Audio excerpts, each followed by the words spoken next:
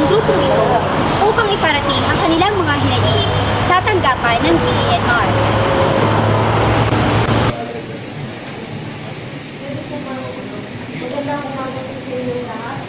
Nagharap ang mga environmental advocates kasama ang mga residente ng Kalaka at mga opisyales ng DENR nitong Biyernes. Nais ng grupo na ipasara at tigilan ang napipintong ekspansyon ng coal-fired power plant sa Kalaka, Batangas.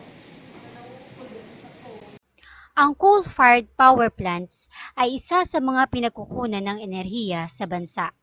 30% ng ginagamit na enerhiya sa Pilipinas ay nagmumula sa mga naitayong planta. Ayon sa mga residente, mula nang maitayo ang coal-fired power plant sa Kalaka, ay nagdulot ito ng hindi magandang epekto sa kanilang kalusugan. Halos 70% ng kabataan doon ay may sakit na asma at marami na rin ang namatay sa sakit sa baga. At ang itinuturong dahilan ay ang patuloy na pag-ulan ng abong galing sa planta at polusyong dala ng kemikal na binubuga nito. Nag-aano ng coal dust ay dun ho sa community na punta. At kami ho mismo, ang amoy, ang lamesa, ang sahig, ang pagkain, lahat na ay kulay itim. Naghain ng petisyon ang mga environmental advocates upang bigyang pansin ng tanggapan ang mga apektadong komunidad na malapit sa planta, partikular na ang bayan ng San Rafael. Giit ng grupo ay lumabag sa environmental law ang nasabing planta.